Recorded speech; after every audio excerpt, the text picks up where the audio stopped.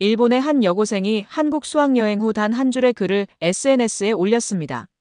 나는 오늘 우리가 침묵했던 수많은 이름을 보았다. 학교는 즉시 그녀를 정학 처분했습니다. 하지만 그 글은 3일 만에 800만 회 공유되었고 급기야 일본 정부가 긴급히 학내 정치 중립성 지침을 전면 재검토한다고 발표했습니다. 대체 이 17살 조용한 여학생은 한국에서 무엇을 보았길래 이처럼 거대한 파장을 일으킨 걸까요? 그리고 왜 그 단순한 한 문장이 일본 사회 전체를 뒤흔들고 있는 걸까요?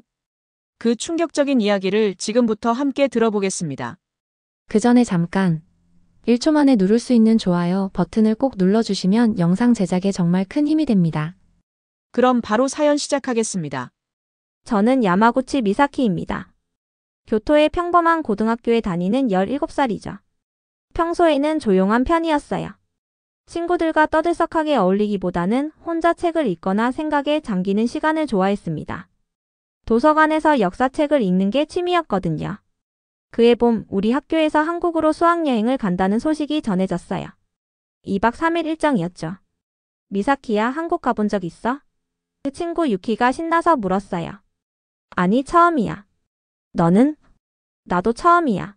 한국 음식도 먹어보고 쇼핑도 하고 싶어. 유키 눈이 반짝였죠. 저도 처음 가보는 나라라 설렜어요. 특히 역사적인 장소들을 직접 볼 수 있다는 생각에 기대가 컸습니다. 그런데 일정표를 받고 보니 이상한 부분이 있었어요. 둘째 날 오전 9시부터 11시까지 개별 조별 활동이라고만 적혀 있었거든요. 다른 일정들은 모두 구체적으로 나와 있었는데 말이에요. 명동 쇼핑, 경복궁 관람, 한강공원 산책까지 다 써있는데 그 2시간만 애매했죠. 이상하지 않아? 제가 유키에게 일정표를 보여주며 말했어요. 정말 그러네. 뭔지 궁금하다. 선생님, 조별 활동이 뭔가요? 저는 용기를 내서 담임 선생님께 물었습니다. 담임 선생님은 잠깐 머뭇거리시더니 말씀하셨어요. 아, 그건 현지에서 안내해 줄 거야. 역사 공부하는 시간이라고 생각하면 돼. 어떤 역사 공부요? 그건 가서 보면 알 거야. 선생님이 애매하게 대답하셨죠. 그때는 별 생각 없었어요. 그냥 박물관 같은 곳 가는 거려니 했죠. 하지만 지금 생각해보면 선생님 표정이 조금 어색했던 것 같아요. 뭔가 말하기 어려운 일이 있으신 것 같았거든요. 한국에 도착한 첫날은 정말 즐거웠습니다. 인천공항부터 신기했어요. 한국어 안내 방송을 들으니 왠지 모르게 친근한 느낌이 들었죠. 호텔에서 먹은 한국 음식도 맛있었고 거리 풍경도 신기했어요. 친구들과 함께 사진도 많이 찍었죠. 내일 뭐 하는지 정말 궁금해. 그날 밤 유키가 말했어요. 나도. 역사 공부라고 하니까 뭔가 중요한 곳인 것 같은데. 그리고 둘째 날 아침이 왔습니다. 조별로 버스를 타고 이동했어요. 창밖으로 보이는 서울의 모습을 바라보며 어디로 가는지 궁금했죠. 고층 빌딩들 사이로 한옥도 보이고 정말 흥미로웠어요. 30분쯤 지났을까요? 가이드 선생님이 마이크를 들고 말씀하셨어요. 잠시 후 서대문 형무소 역사관에 도착합니다. 순간 버스 안이 조용해졌어요. 형무소라는 단어를 듣는 순간 가슴이 조금 무거워졌거든요. 왜인지 모르게 불안한 기분이 들었습니다. 형무소래. 유키가 작은 목소리로 말했어요. 응. 뭔가 무서울 것 같아. 버스에서 내려 입구 앞에 선이 정말 무거운 분위기였어요. 회색빛 벽돌로 된 건물들이 우뚝 서 있었죠. 철창이 달린 창문들이 을씨년스럽게 보였어요. 다른 친구들도 갑자기 조용해졌습니다. 여기는 일제강점기 때 수용시설이었던 곳이에요. 가이드가 간단히 설명했어요. 10분 정도만 둘러보고 나갈 거니까 조용히 따라오세요. 10분이라니요. 이렇게 큰 곳을 10분만 보라고 하시는 거예요. 뭔가 이상했습니다. 평소 다른 관광지에서는 충분한 시간을 줬는데 말이에요. 경복궁에서는 1시간도 줬거든요. 들어가자마자 저는 한쪽 벽에 걸린 명단을 보게 됐어요. 수감자들의 이름이 빼곡히 적혀 있었죠. 한자와 한글이 섞여 있었어요. 그냥 지나칠 수도 있었는데 어쩐지 시선이 머물렸습니다. 그리고 그 순간이었어요. 제 눈에 익숙한 이름 하나가 들어왔습니다.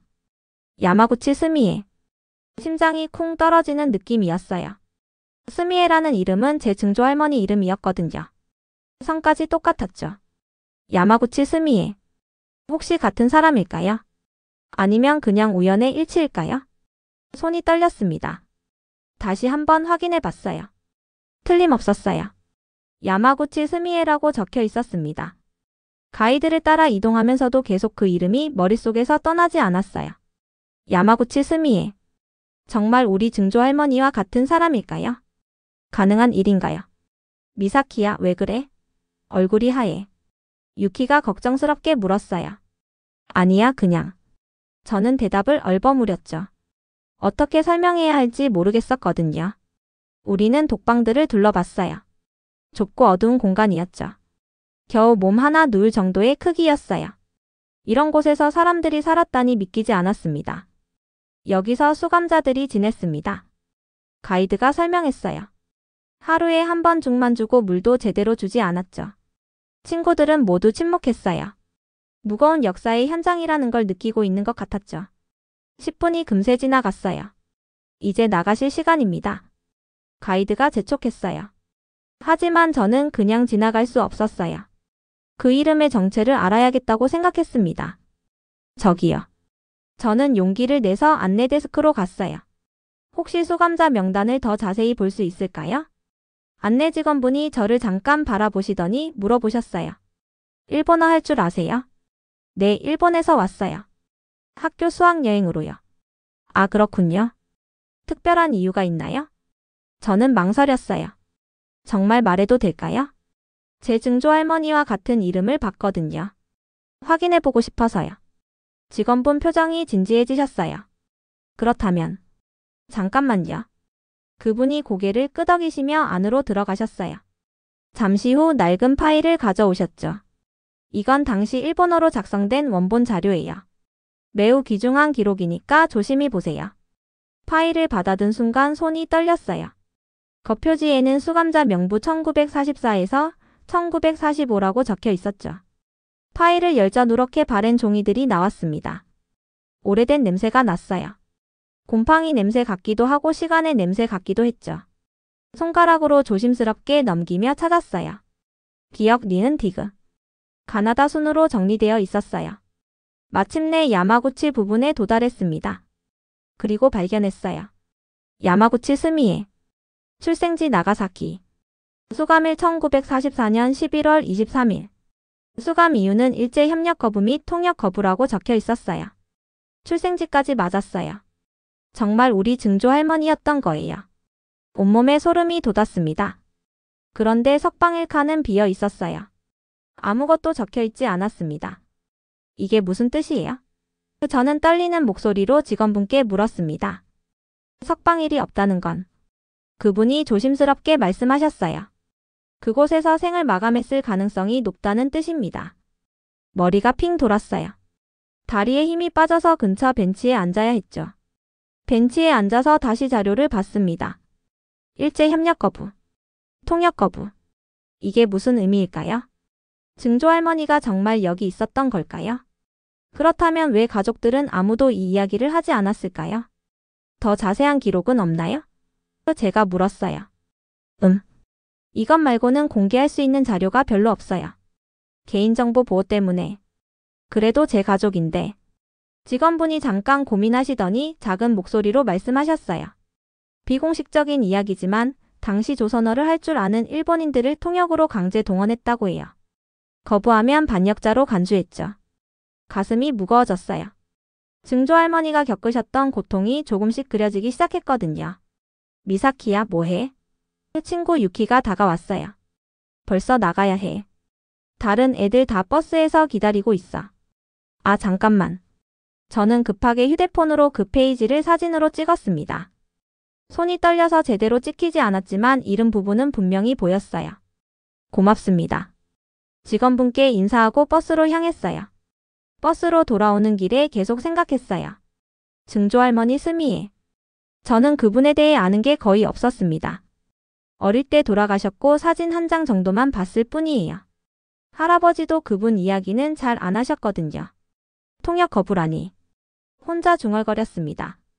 그때 갑자기 기억났어요. 할아버지가 예전에 한 번 말씀하신 적이 있었죠.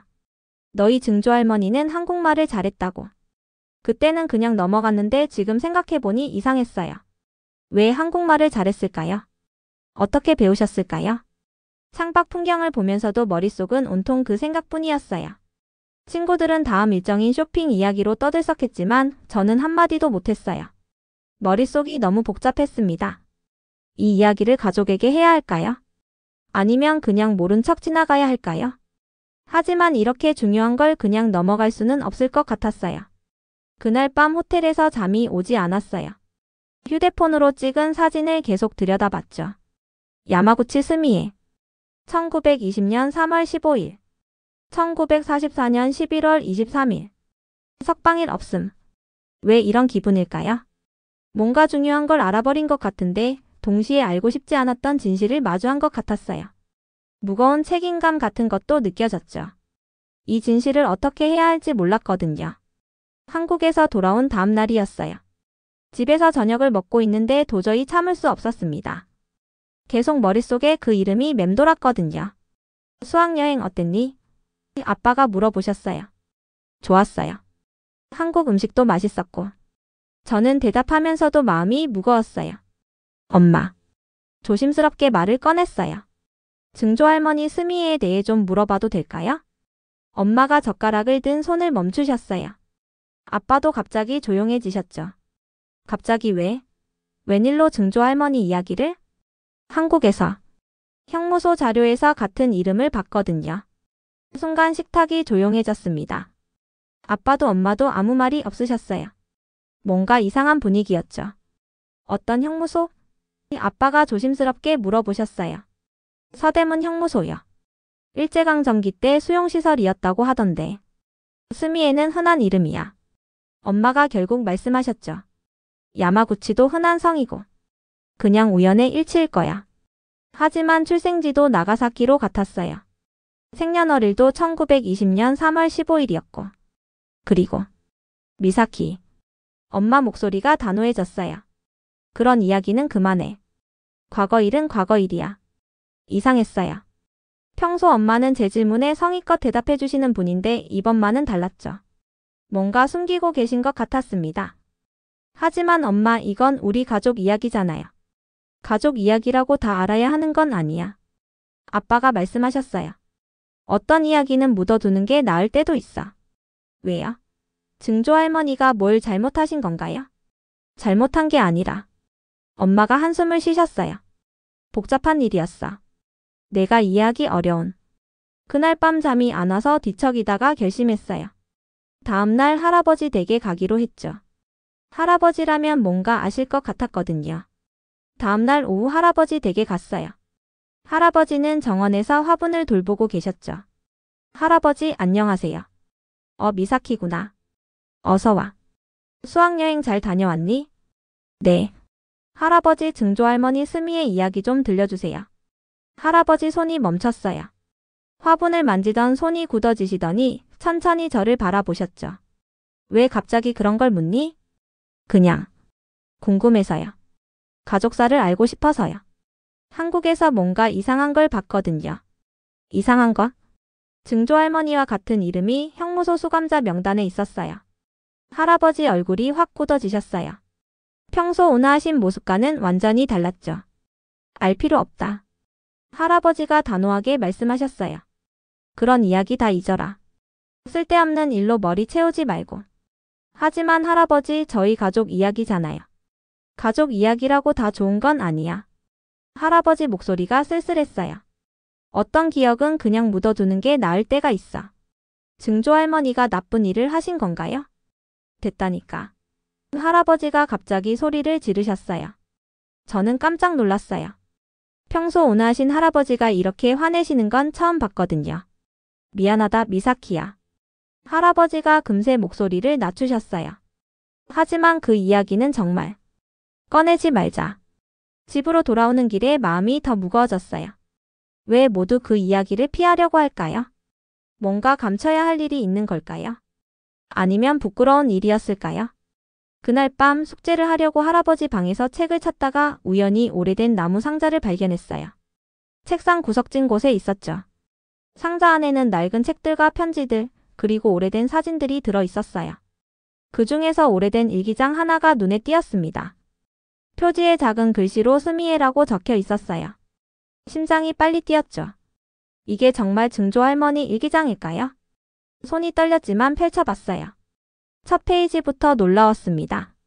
한국어와 일본어가 뒤섞여 있었거든요. 한국어는 저도 읽을 수 없었지만 일본어 부분은 읽을 수 있었어요. 1943년 봄. 오늘도 그 사람 생각이 난다. 조선의 따뜻한 마음을 가진 사람. 조선 사람에 대한 이야기였어요. 증조 할머니가 조선 사람을 알고 계셨던 거예요. 그는 나에게 조선어를 가르쳐 주었다. 나는 그의 언어를 배우며 그의 마음도 함께 배웠다. 페이지를 넘기며 계속 읽었어요. 나는 조선 사람들을 사랑했다. 그들의 언어를 배웠고 그들의 아픔을 함께했다. 1944년 가을. 일본군이 나에게 통역을 강요한다. 조선인들의 대화를 듣고 번역하라고 한다. 하지만 나는 거부할 것이다. 그들의 말을 일본군에게 전하지 않겠다. 그는 지하에서 독립운동을 하고 있다. 나는 그를 사랑하지만 동시에 두렵다. 언젠가 들킬까봐. 마지막 페이지에는 이런 문장이 있었어요. 나는 조선인을 사랑했다. 그 사랑과 그 이름을 잊지 않으리. 설령 이것이 나의 죽음을 의미한다 해도. 일기장을 덮고 한참을 앉아 있었어요. 이제 조금씩 퍼즐이 맞춰지는 것 같았습니다.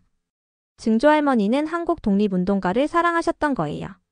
그리고 그 때문에 일본군의 통역 요구를 거부하셨던 거죠.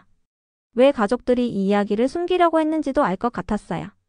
당시 일본에서는 조선인과 연애하는 것도 독립운동에 관련되는 것도 모두 금기였을 테니까요. 아마 부끄럽게 생각하셨을 거예요. 하지만 저는 달랐습니다. 오히려 자랑스러웠어요. 증조 할머니는 사랑을 위해, 신념을 위해 목숨까지 걸으셨던 거잖아요. 며칠 동안 고민했어요. 이 이야기를 어떻게 해야 할까요? 그냥 혼자만 알고 지나갈까요? 아니면 누군가에게 말해야 할까요? 증조 할머니 일기를 읽고 나니 더욱 확신이 섰어요. 이런 용기 있는 분의 이야기가 묻혀서는 안 된다고 생각했거든요. 결국 저는 결심했습니다. 증조 할머니의 용기를 많은 사람들이 알았으면 좋겠다고 생각했어요. 그분이 지키려고 했던 것들이 무엇인지 알리고 싶었죠. 밤늦게 조심스럽게 글을 썼어요. 너무 길지 않게 하지만 핵심은 담아서 말이에요. 한국 수학여행에서 우리 가족의 숨겨진 역사를 발견했습니다. 증조 할머니는 일제강점기 때 조선어 통역을 거부하다가 서대문 형무소에서 생을 마감하셨어요. 그분은 조선인을 사랑했고 그 사랑 때문에 일본군의 명령을 거부하셨습니다. 역사를 배운다는 건 피하고 싶은 진실을 마주하는 일인 것 같아요. 나는 오늘 우리가 침묵했던 수많은 이름을 보았습니다. 마지막 문장은 한국에서 느꼈던 감정을 그대로 적은 거였어요. 그때의 무거운 마음이 고스란히 담겨 있었죠. 글을 올리고 나서 한참을 화면을 바라봤어요. 정말 올려도 될까요? 혹시 문제가 되지 않을까요? 하지만 이미 늦었어요. 업로드 버튼을 누른 후였거든요. 처음에는 조용했어요. 몇 개의 좋아요와 댓글만 달렸죠. 용기 있는 글이에요. 저도 할머니에 대해 더 알아보고 싶어졌어요. 하지만 시간이 지나면서 반응이 점점 커졌어요. 공유가 늘어나기 시작했죠. 2시간 후에는 100개가 넘는 공유가 됐어요. 4시간 후에는 1000개를 넘었죠. 저는 깜짝 놀랐습니다. 댓글들도 계속 달렸어요. 역사를 직시하려는 자세가 멋져요. 17살이 이런 글을 쓸 수 있다니 대단해요. 저희 할아버지도 비슷한 이야기가 있으신데 용기가 안 났거든요. 한국 사람들도 댓글을 남겼어요. 번역기로 읽어보니 응원하는 내용이었죠. 용기 있는 일본 학생에게 박수를 보냅니다. 역사를 마주하려는 당신의 용기를 지지해요. 우리도 함께 진실을 나누고 싶어요. 하루가 지나자 수천 개의 공유가 됐어요. 이틀째에는 수만 개를 넘었죠. 제가 상상도 못한 일이었어요. 한국 뉴스에서도 제 글을 다뤘다고 친구가 알려줬어요. 일본 고등학생의 용기 있는 고백이라는 제목이었죠. 그런데 3일째 되는 날 아침이었어요. 학교에서 전화가 왔습니다. 야마구치 미사키 학생, 오늘 첫 시간 전에 학생부로 와서 상담받으세요. 엄마가 걱정스러운 표정으로 저를 바라보셨어요. 괜찮을까? 괜찮을 거예요, 엄마. 하지만 속으로는 떨렸어요. 뭔가 불길한 예감이 들었거든요. 혹시 제 글 때문일까요? 학교에 일찍 도착해서 학생부로 갔어요. 담임 선생님과 학생부장 선생님이 계셨죠. 표정이 심각하셨어요. 미사키야, 앉아. 담임 선생님이 말씀하셨어요. 내가 SNS에 올린 글 때문에 학교에 문의가 많이 들어왔어. 어떤 문의요? 교육청에서도 연락 왔고 학부모들도 전화했어. 학생부장 선생님이 한숨을 쉬시며 말씀하셨어요. 학생이 정치적인 활동을 하는 게 적절하냐고. 저는 어이가 없었어요. 정치적인 활동이요? 저는 그냥 가족사를 이야기한 건데요. 하지만 한일관계라는 민감한 문제잖니. 담임 선생님이 걱정스럽게 말씀하셨어요. 학교로서는 곤란한 상황이야. 선생님, 저는 정치적인 주장을 한 게 아니에요. 그냥 제가 발견한 가족의 역사를 이야기한 거예요. 그래도 결과적으로는 학생부장 선생님이 말씀하셨죠. 1시간 동안 상담이라는 이름의 설득이 이어졌어요. 글을 내리라는 거였죠. 하지만 저는 거부했습니다. 죄송하지만 그럴 수 없어요. 이건 제 가족의 진실이에요. 결국 징계 통보를 받았습니다. 교내 정치적 활동 금지 위반으로 일주일 정학이었어요. 정학요? 저는 믿을 수 없었어요. 진실을 말했다고 정학을 주시는 거예요? 미안하다, 미사키야. 하지만 학교 입장에서는 어쩔 수 없어. 집에 돌아와서 엄마께 말씀드렸더니 화를 내셨어요. 그러게 왜 그런 글을 올렸니? 이제 어떻게 하려고? 엄마, 저는 잘못한 게 없어요. 잘못한 게 없다고 정학을 받니? 아빠는 조용히 저를 바라보시더니 말씀하셨어요. 미사키야, 내 마음은 이해한다. 하지만 세상이 아직 준비가 안 된 것 같구나. 그렇다고 포기할 수는 없어요, 아빠. 하지만 저는 후회하지 않았어요. 오히려 더 확신이 섰죠. 이게 바로 증조 할머니가 겪으셨던 일과 같은 거라고 생각했습니다. 진실을 말했다는 이유로 처벌받는 건 말이에요. 정학 소식이 SNS를 통해 알려지자 오히려 더 많은 지지가 쏟아졌어요. 진실을 말한 학생을 처벌하다니. 이게 2025년 일본의 현실인가? 미사키를 지지합니다. 제 글은 계속 퍼져나갔어요. 일주일 만에 800만 회가 넘게 공유됐습니다. 저는 정말 놀랐어요. 이렇게 많은 사람이 관심을 가질 줄 몰랐거든요. 정학 소식이 알려지자 오히려 더 많은 사람들이 관심을 가졌어요. 제 글은 계속 퍼져나갔죠. 일주일 만에 800만 회가 넘게 공유됐습니다. 정학 첫날 집에 있으면서 계속 댓글들을 확인했어요. 하루 종일 알림이 멈추지 않았거든요. 진실을 말한 학생을 정학시키다니. 이게 2025년 일본의 현실인가? 미사키의 용기를 지지합니다. 무엇보다 놀라웠던 건 같은 수학여행을 다녀온 다른 학교 친구들이 연락을 해온 거였어요. 미사키야, 나도 그날 뭔가 이상하다고 느꼈어. 다른 학교 마이가 전화했어요. 가이드가 너무 급하게 지나간 것 같았거든. 10분으로 뭘 제대로 볼 수 있겠어? 맞아, 나도 그랬어. 또 다른 친구 아키코도 말했죠. 뭔가 더 중요한 이야기가 있는데 안 알려주는 느낌이었어. 왜 그렇게 서둘렀을까? 나는 그때 독방을 보면서 정말 충격받았어. 사치코라는 친구도 말했어요. 이런 작은 공간에서 사람이 살았다니 믿기지 않았거든. 친구들도 조금씩 자신들의 경험을 SNS에 올리기 시작했어요. 미사키가 용기 있게 이야기해줘서 저도 말할 수 있게 됐어요. 그날 가이드가 말하지 않은 것들이 더 많았던 것 같아요. 왜 그렇게 급하게 지나갔을까요? 역사는 질문에서 시작된다고 생각해요. 미사키처럼 용기 있게 질문하는 사람이 있어야 진실을 알 수 있어요. 저도 그날 뭔가 이상하다고 느꼈어요. 다른 관광지에서는 충분한 시간을 줬는데 왜 형무소에서만 10분이었을까요? 한 친구는 한국의 박물관에 편지까지 보냈어요. 안녕하세요. 저는 일본에서 수학여행으로 다녀간 고등학생입니다.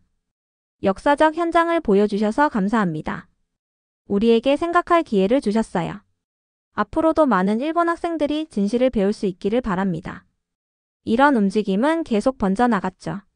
다른 지역 학교에서 한국 수학여행을 다녀온 학생들도 비슷한 글을 올렸어요. 도쿄의 한 학생은 이렇게 썼어요. 저희도 그날 10분밖에 시간을 안 줬어요. 선생님들이 왜 그렇게 서둘렀는지 이제야 알 것 같아요. 오사카의 학생도 말했죠. 왜 그렇게 급하게 지나갔을까요? 저희도 더 자세히 알고 싶었는데. 미사키의 글을 보고 용기를 얻었어요. 저희도 그날 비슷한 경험을 했거든요. 심지어 몇 년 전에 수학여행을 다녀온 대학생들도 나타났어요. 3년 전에 갔을 때도 똑같았어요.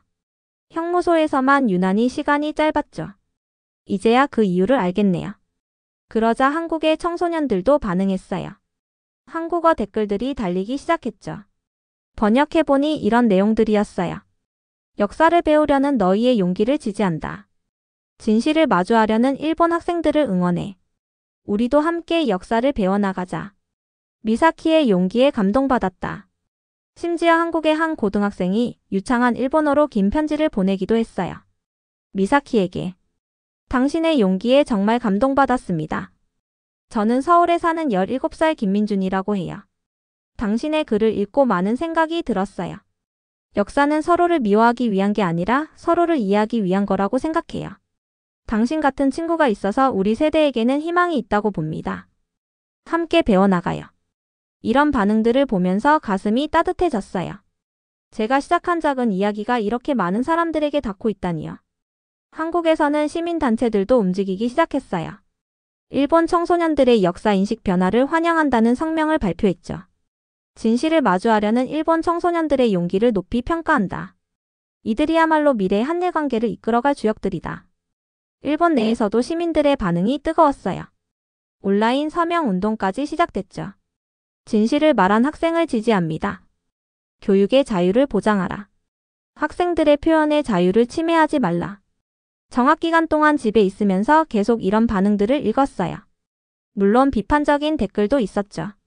학생이 나서서 할 일이 아니다. 정치적으로 이용당하고 있는 거 아니냐. 가족 망신이다. 하지만 응원하는 댓글이 훨씬 많았어요. 그리고 무엇보다 같은 또래 친구들이 용기를 내서 자신들의 생각을 표현하기 시작했다는 게 뿌듯했습니다. 미사키 덕분에 저도 할머니 이야기를 들어봤어요. 가족사에 대해 더 알고 싶어졌어요. 역사 공부를 다시 해보려고요. 우리도 진실을 알 권리가 있어요. 작은 불씨 하나가 이렇게 번져나가는 거구나 하는 생각이 들었어요. 증조 할머니도 이런 마음이셨을까요? 작은 용기에서 시작된 큰 변화 말이에요. 정학 마지막 날 담임 선생님이 전화를 주셨어요. 미사키야, 내일부터 등교해. 그런데 조심해야 할 것 같아. 아직도 반대하는 사람들이 많거든. 괜찮아요, 선생님. 저는 후회하지 않아요. 제 이야기가 점점 커지자 언론에서도 관심을 보이기 시작했어요. 처음에는 인터넷 뉴스 정도였는데 나중에는 신문과 TV에서도 다뤘죠. 주간지 한 곳에서 먼저 기사를 실었어요. 기자분이 직접 연락해서 인터뷰를 요청하셨거든요. 혹시 인터뷰 가능할까요? 학생의 이야기를 더 자세히 듣고 싶어요. 처음에는 망설였어요. 언론에 나가는 게 부담스러웠거든요. 하지만 더 많은 사람들에게 진실을 알릴 수 있다면 해야겠다고 생각했죠. 기자분과 만나서 2시간 정도 이야기했어요. 한국에서 있었던 일부터 가족들의 반응, 학교의 징계까지 모든 걸 솔직하게 말했죠. 정말 용기 있는 일이었네요. 기자분이 말씀하셨어요. 17살에 이런 선택을 하기가 쉽지 않았을 텐데. 용기라기보다는 그냥 해야 할 일이라고 생각했어요. 기사가 나온 제목은 단순한 정치 문제가 아닙니다. 였어요. 이건 교육의 문제예요. 기사 부제목이었죠. 학생들이 진실을 알고 싶어 하는데 왜 그걸 막으려고 할까요? 기사에서는 제 이야기뿐만 아니라 다른 학생들의 증언도 함께 실었어요. 한국 수학여행에서 역사 교육이 어떻게 이뤄지고 있는지에 대한 문제 제기였죠. 가이드가 10분 만에 지나간 곳에서 학생이 중요한 역사적 사실을 발견했다. 교육 현장에서 왜 이런 일이 벌어지는가? 학생들의 알 권리는 누가 보장할 것인가? 기사가 나온 후 더 많은 언론사에서 연락이 왔어요. TV 프로그램에서도 이 문제를 다뤘죠. 일요일 저녁 토론 프로그램에 교육 전문가들이 나와서 이야기했어요. 저는 집에서 가족과 함께 봤죠. 왜 진실을 말하는 학생들이 처벌받아야 합니까? 한 교수님이 강하게 항의하셨어요. 이건 교육의 본질을 왜곡하는 일입니다. 학생들이 역사에 관심을 갖고 질문하는 건 당연한 일이에요. 다른 전문가도 말씀하셨죠. 이걸 정치적 활동이라고 보는 시각 자체가 문제입니다. 오히려 이런 학생들을 격려해야 합니다. 또 다른 교수님이 말씀하셨어요. 진실을 추구하는 자세야말로 교육의 목표 아닙니까? 하지만 반대 의견도 만만치 않았어요. 학교에서 정치적 중립성을 지키는 건 당연합니다. 한 교육 관계자가 말했어요. 학생이 이런 민감한 문제에 개입하는 건 적절하지 않아요. TV를 보면서 복잡한 기분이었어요. 제 이야기가 이렇게 큰 논쟁거리가 될 줄 몰랐거든요. 정치인들도 반응했어요. 일부 의원들이 국회에서 이 문제를 거론했죠. 교육 현장에서 학생들의 표현의 자유가 위축되고 있다. 역사 교육이 제대로 이뤄지지 않고 있는 것 아니냐. 학생들의 알 권리를 보장해야 한다. 반대편에서는 이렇게 말했어요. 학교의 정치적 중립성을 해치는 일이다. 학생을 정치적으로 이용하고 있다. 하지만 극우 성향의 매체들은 더 강하게 비판했죠. 이건 세뇌 교육이다. 일본의 교육이 좌편향되고 있다. 반일 감정을 부추기는 일이다. 인터넷에서는 찬반 논쟁이 뜨겁게 벌어졌어요. 댓글 창이 정말 전쟁터 같았죠. 하루에 수천 개의 댓글이 달렸어요. 찬성하는 사람들은 이렇게 말했어요. 진실을 말하는 것이 뭐가 잘못인가? 학생의 정당한 표현이다. 교육의 자유를 보장하라. 이런 학생이야말로 일본의 미래다. 반대하는 사람들은 이렇게 말했죠. 학생이 정치에 개입하지 말라. 가족 망신이다. 반일 세력에 이용당하고 있다. 하지만 여론조사 결과는 의외였어요. 60% 이상이 제 행동을 지지한다고 나왔거든요. 학생의 정당한 표현이라는 응답이 35%, 교육의 자유라는 응답이 25%, 역사를 배울 권리라는 응답이 18%였어요. 특히 10대와 20대의 지지율이 높았어요. 70%가 넘었죠. 같은 또래들이 많이 응원해줬다는 게 정말 힘이 됐어요. 그런데 정부에서도 움직이기 시작했어요. 문부과학성에서 학내 정치적 중립성 지침을 다시 검토한다고 발표했거든요. 학생들의 학습권과 표현의 자유를 보장하는 선에서 지침을 재검토하겠다. 교육 현장에서 역사를 올바르게 가르칠 수 있는 방안을 모색하겠다. 이 소식을 들었을 때 정말 놀랐어요. 제 작은 이야기가 이렇게 큰 변화를 만들어낼 줄은 몰랐거든요. 한국 언론에서도 이 일을 주목했어요. 일본 청소년의 역사인식 변화라는 제목으로 보도했죠. 진실을 추구하는 일본 청소년들이 늘고 있다. 이들이야말로 미래 한일 관계의 희망이다. 물론 아직 갈 길이 멀었어요. 여전히 반대하는 사람들도 많았고 학교 현장에서 바뀌는 것도 시간이 걸릴 것 같았죠. 하지만 적어도 이 문제에 대해 사람들이 관심을 갖고 이야기하기 시작했다는 게 의미 있다고 생각했어요. 침묵으로 덮여있던 것들이 조금씩 드러나고 있었죠. 일주일 만에 제 이야기를 다룬 기사만 100개가 넘었어요. TV 프로그램도 10개가 넘었죠. 이렇게 큰 관심을 받을 줄 정말 몰랐습니다. 정학이 끝나고 학교에 돌아간 지 일주일쯤 됐을 때였어요. 집에 편지 한 통이 도착했습니다. 보낸 사람 이름이 없었어요. 그냥 할머니로부터라고만 적혀 있었죠. 편지를 열어보는 순간 심장이 뛰었어요. 미사키에게. 나는 당신의 글을 보고 편지를 쓰게 된 85세 할머니입니다. 오랫동안 말하지 못했던 이야기를 이제라도 해야겠다고 생각했어요. 손이 떨렸어요. 어떤 이야기일까요? 나는 스미에와 함께 그곳에 있었던 사람입니다. 순간 숨이 멎는 것 같았어요. 정말일까요? 증조 할머니를 아는 분이 계신 건가요? 편지는 계속 이어졌어요. 당시 나는 19살이었어요. 서대문 형무소에서 스미의 언니를 만났죠. 언니는 나보다 2살 많았어요. 일본군에게 통역을 강요당했지만 끝까지 거부했던 분이었어요. 스미의 언니는 한국말을 정말 잘했어요. 조선 남성과 사랑에 빠져서 한국말을 배웠다고 하셨죠. 하지만 그 사랑 때문에 더 큰 고통을 받으셨어요. 일본군은 언니에게 조선인들의 대화를 엿듣고 통역하라고 강요했어요. 저항 활동을 하는 사람들을 찾아내라고 했죠. 하지만 언니는 단호했어요. 절대 그럴 수 없다고 하셨어요. 편지를 읽으면서 눈물이 났어요. 증조 할머니가 겪으셨던 고통이 생생하게 느껴졌거든요. 언니는 자주 말씀하셨어요. 사랑하는 사람들을 배신할 수는 없다고. 조선 사람들의 마음을 이해하게 된 이상 그들을 해치는 일에 협력할 수 없다고. 추운 겨울이었어요. 언니는 점점 약해지셨죠. 고문도 받으셨고요. 하지만 끝까지 굽히지 않으셨어요. 마지막으로 언니를 본 건 1945년 봄이었어요. 그 후로는 더 이상 만날 수 없었죠. 편지 마지막 부분이 가장 가슴 아팠어요. 언니는 항상 말씀하셨어요. 언젠가 진실이 밝혀질 날이 올 거라고. 그리고 후손들이 자신을 이해해 줄 거라고. 당신의 글을 보고 언니의 말이 맞았다는 생각이 들었어요. 당신이 용기 있게 진실을 말해줘서 고마워요. 언니도 하늘에서 기뻐하실 거예요. 편지를 다 읽고 한참을 울었어요. 증조할머니의 삶이 이제야 조금씩 그려졌거든요. 단순히 형무소에 갇혔다는 게 아니라 사랑과 신념 때문에 그 고통을 견디셨던 거였어요. 다음날 용기를 내서 그 할머니께 답장을 보냈어요. 주소가 적혀 있었거든요.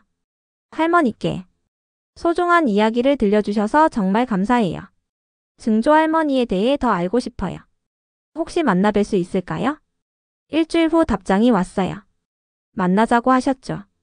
그 할머니를 뵙는 날 더 많은 이야기를 들을 수 있었어요. 증조할머니가 얼마나 용감한 분이셨는지, 그리고 그 시대에 그런 선택을 한다는 게 얼마나 어려운 일이었는지 알게 됐죠. 스미의 언니는 말씀하셨어요. 언젠가 일본과 조선이 서로를 이해하는 날이 올 거라고. 그날을 위해 지금 겪는 고통도 의미가 있을 거라고. 그 말을 듣는 순간 가슴이 뭉클했어요. 증조할머니의 꿈이 지금 조금씩 이뤄지고 있는 것 같았거든요.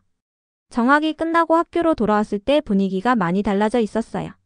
어떤 친구들은 저를 피하기도 했지만 더 많은 친구들이 응원해줬죠. 미사키야, 정말 대단해. 유키가 말했어요. 나는 그런 용기 없었을 것 같아. 용기라기보다는 그냥 해야 할 일이라고 생각했어. 저는 솔직하게 대답했어요. 선생님들의 반응도 엇갈렸어요. 일부 선생님들은 여전히 못마땅해 하셨지만 몇몇 선생님들은 개인적으로 응원한다고 말씀해 주셨죠. 미사키야, 내가 옳다고 생각해. 국어 선생님이 조용히 말씀하셨어요. 역사를 배운다는 건 바로 그런 거야. 3학년이 되면서 졸업 발표회 준비가 시작됐어요. 각자 3년간의 고등학교 생활을 정리해서 발표하는 시간이었죠. 저는 무엇을 발표할지 고민됐어요. 당연히 이번 일에 대해 이야기하고 싶었지만 또 문제가 될까봐 걱정됐거든요. 하지만 결국 결심했어요. 제가 배운 것들을 솔직하게 이야기하기로 했죠. 발표회 당일 강당에는 학생들과 학부모님들, 선생님들이 모여 있었어요. 제 차례가 되자 마이크 앞에 섰습니다. 떨렸어요. 하지만 증조할머니 생각을 하니 용기가 났죠. 저는 이번 고등학교 3년 동안 가장 중요한 걸 배웠습니다. 시작했어요. 그건 바로 진실을 마주하는 용기였어요. 한국 수학여행에서 있었던 증조할머니에 대해 알게 된 것들, 그리고 그 과정에서 느꼈던 것들을 차근차근 이야기했어요. 처음에는 무서웠어요. 가족들도 반대하셨고 학교에서도 문제가 됐죠. 하지만 지금은 후회하지 않아요. 강당이 조용했어요. 모두 집중해서 들어주고 있었죠. 역사는 외우는 게 아니라 살아가는 거라고 생각해요. 과거의 아픔을 피하려고 하면 같은 실수를 반복하게 될 것 같아요. 그리고 마지막에 이렇게 말했어요. 나는 내 뿌리를 감추지 않겠습니다. 그리고 나처럼 진실을 묻고 싶어하는 모든 이들에게 응원과 연대가 닿기를 바랍니다. 발표를 마치자 잠시 정적이 흘렀어요. 그러다가 뒤쪽에서 박수 소리가 들려왔죠. 1명, 2명. 점점 많은 사람들이 박수를 쳤어요. 마침내 강당 전체가 박수로 가득 찼습니다. 어떤 분들은 일어서서 박수를 쳐주셨어요. 그 순간 정말 뭉클했어요. 제 이야기가 사람들에게 닿았다는 걸 느꼈거든요. 발표 후 여러 사람들이 와서 이야기해줬어요. 용기 있는 발표였어. 나도 우리 가족사에 대해 더 알아보고 싶어졌어. 역사를 바라보는 시각이 바뀌었어. 집에 돌아와서 일기장에 이렇게 썼어요. 오늘 나는 증조할머니께 약속했다. 앞으로도 진실에서 눈을 돌리지 않겠다고. 그리고 다른 사람들도 용기를 낼 수 있도록 먼저 손을 내밀겠다고. 역사는 외우는 것이 아니라 살아가는 것이다. 이 말이 제 마음속에 깊이 새겨졌어요. 앞으로도 이 마음을 잊지 않고 살아가려고 해요. 오늘의 사연은 여기까지예요. 구독과 좋아요는 다음 영상 제작에 정말 큰 힘이 됩니다. 오늘도 행복하시길 진심으로 바랄게요. 끝까지 시청해주셔서 정말 감사해요. 더 좋은 이야기로 찾아뵙겠습니다.